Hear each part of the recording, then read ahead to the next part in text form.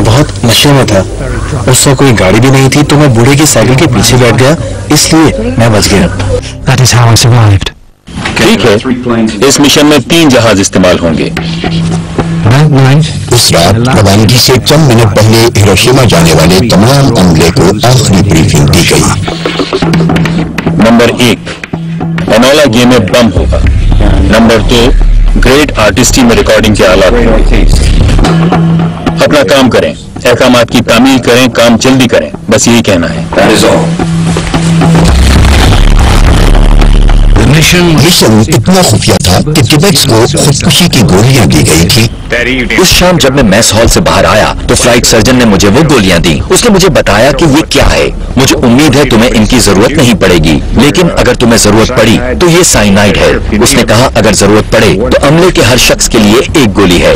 उसने कहा तुम्हें बिल्कुल पता नहीं चलेगा और तुम 6 मिनट में मर जाओगे। तुम्हें कुछ मुख्तलिफ महसूस नहीं होगा, तुम्हें कुछ महसूस नहीं होगा। और मैंने जहाज पर चढ़ने से पहले सबसे कहा जो चाहे मुझसे गोली ले ले। किसी ने कुछ नहीं कहा सिवाय कैप्टन पार्सन्स के। वो बोला मैं एक गोली रखना पसंद करूंगा। मैं उसकी पोजीशन समझता था। जब हम एनोला गे पर पहुंचे तो वो हमारे लिए पहला बड़ा अचंभा था, क्योंकि वहाँ हर जगह रोशनी हो रही थी। फोटोग्राफर्स और फिल्म क्रू को तारीखी मिशन रिकॉर्ड करने के अहकामात मिल चुके थे। हम इंजन चालू करने के लिए जहाज पर चढ़ चुके थे। वहाँ हर तरफ लोग ही लोग थे। इंजन के सामने वहाँ बड़ी चकाचौंध रोशनी थी और इस सूरत हाल में मैं कुछ नहीं कर सकता था। तो मैंने खिड़की खोलकर अपना सर बाहर निकाला और कहा पीछे रहो, रास्ते से हट जाओ। मैंने अपना हाथ हिलाया। किसी शख्स ने कहा हमारी तरफ देखकर हाथ हिलाओ, तो मैंने भी हाथ हिला दिया। ये एक दूसरा दिन था, ये एक दूसरी सुबह थी और ये मेरी जिम्मेदारी थी। बम का वजन 4 टन से ज्यादा था, जिससे टेक ऑफ दूसरे हालात से ज्यादा खतरनाक हो गया था। रवानगी में 15 सेकंड रह गए हैं। Take off. मुझे याद है जहाज उड़ाने का सबसे खतरनाक मरहला आ पहुंचा था। 5 सेकंड रह गए, तैयार रहे। मुझे यकीन है जहाज पर सवार सब लोग वही महसूस कर रहे थे जो कि मैं महसूस कर रहा था, और जहाज की परवाज का इंतजार कर रहे थे। और ऐसा महसूस हो रहा था कि इसमें गैर मामूली वक्त लग रहा है। मैं जहाज को जमीन पर रोकना चाहता था। सारी एयर फ्लाइट को पीछे छोड़ने के लिए मैंने इसे ज्यादा तवील वक्त तक जमीन पर रखा।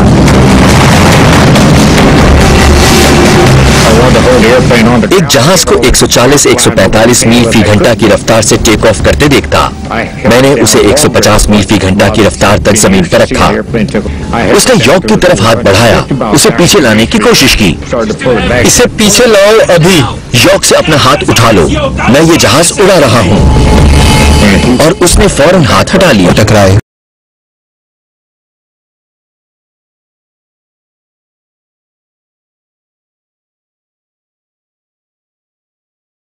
तो सफर शुरू हुआ।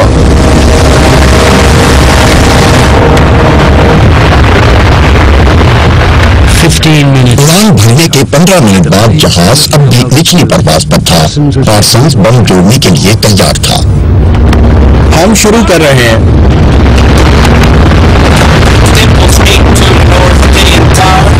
मुनसिफ काम पर जा रहे हैं। मैं दोहराता हूँ, मुनसिफ काम पर जा रहे हैं।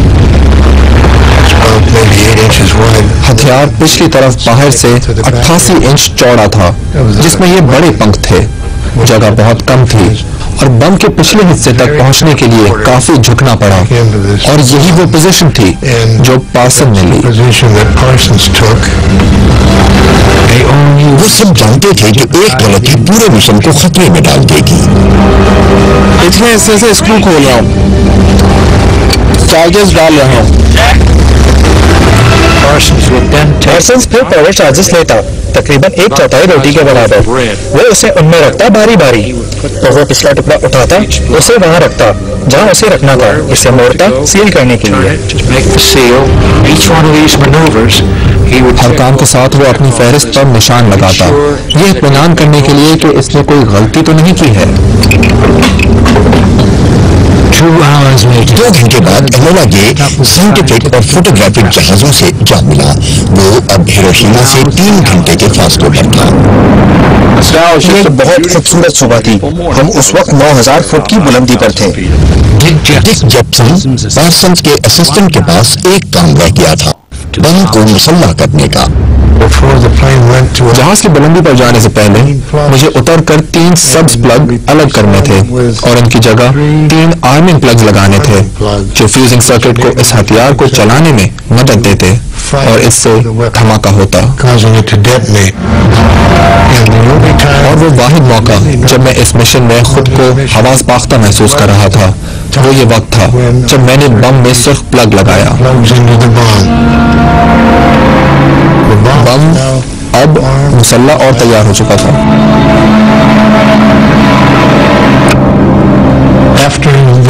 इन सब चीजों को उनकी जगह पर रखने के बाद मैंने सुकून का सांस लिया, क्योंकि इस सारे अमल में कुछ भी नहीं हुआ था। वाकईतन प्लग्स को तब्दील करते हुए या इन प्लग्स की स्विचिंग करते हुए मैं वो आखिरी शख्स बन गया था जिसने इस बम को छुआ था।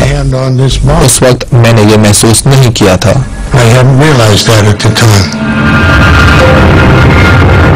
हम 30,000 फुट की बुलंदी पर हैं।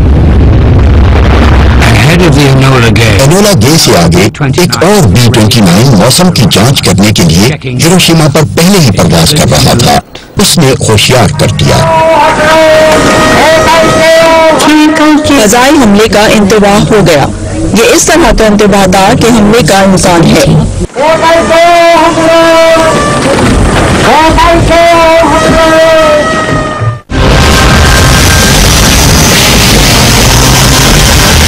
और जानते रहो।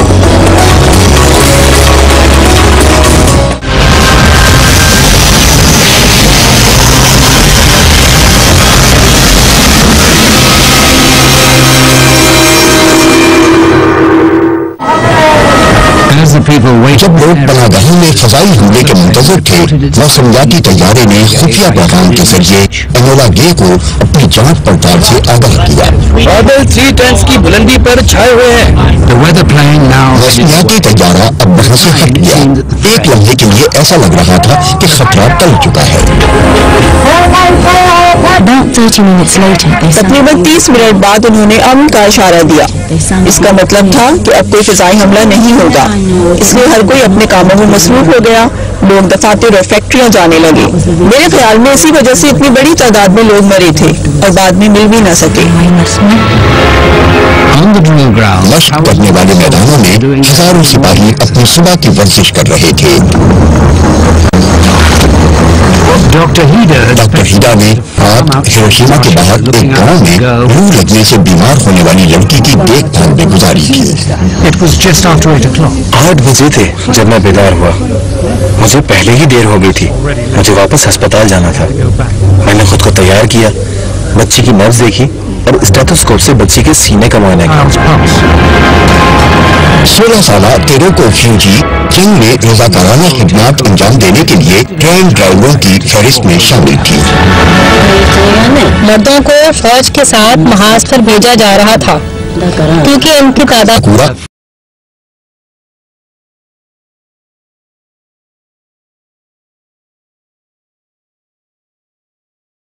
और उसकी दोस्त मरकजी हिरोशिमा के बैंक में पहुंचने वाले पहले लोग थे। टी की शक्ल के इस खास पुल से सिर्फ 260 मीटर के फासले पर। बैंक में मैंने हाजिरी की किताब में मुहर लगाई।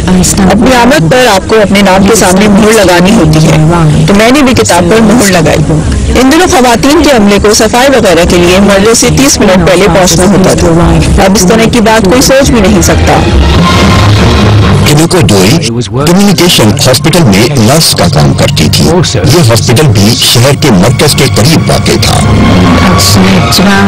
दिन का मेरा पहला काम अस्पताल के आलात को स्टेरिलाइज करके मरीजों को सर्जरी के लिए तैयार करना था।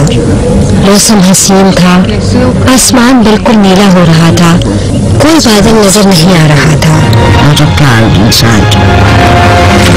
शहर के एक दूसरे हिस्से में 8 साला ताकाशी तामेमोरी स्कूल जा रहा था। हर सुबह स्कूल पहुंचते ही हम छुपन छुपाई का खेल खेलते थे। फिर हम मरकजी दरवाजे की तरफ भागे। इस सुबह मुझे ढूंढना था। Shigeru Hiratsuka शिगाई हिरात्सुका 2002 में फौत हुई, लेकिन उसकी ये गैर मामूली कहानी उसकी तहरीर से ली गई है। उस वक्त सुबह के 8 बजे थे। हमने नाश्ता कर लिया था। हमारे 2 बच्चे खेल में मसरूफ थे। मेरे शोहर अखबार पढ़ रहे थे। My husband was reading the newspaper. Paul, Tom, Dag और मैं वहाँ मौजूद थे, ये तस्दीक के लिए कि हाँ हदफ यही है, हाँ वो पुल है, हाँ यही निशाना है। आप कह सकते हैं कि हम जहाज के अगले हिस्से में इजलास कर रहे थे। ठीक है, हम बम चलाने वाले हैं, अपने चश्मे पहन लो।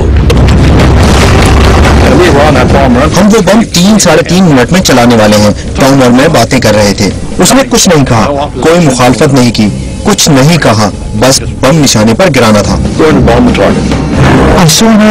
मैंने हिरोशिमा के ऊपर आसमान में चांदी के कतरे जैसे हवाई जहाज को दाखिल होते हुए देखा।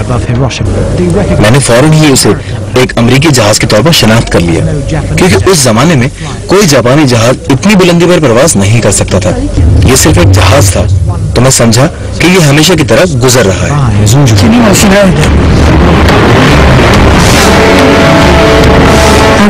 जब बम गिराया जा रहा था तो मैं मेज साफ कर रही थी। That was when the bomb was dropped.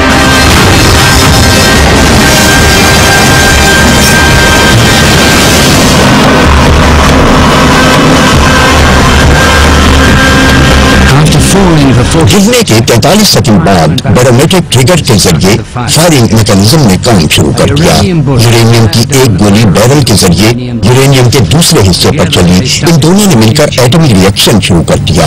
ठोस मादा टूटने लगा और तवानाई की नाकाबिले बयान व्यक्ता खारिज करने लगा।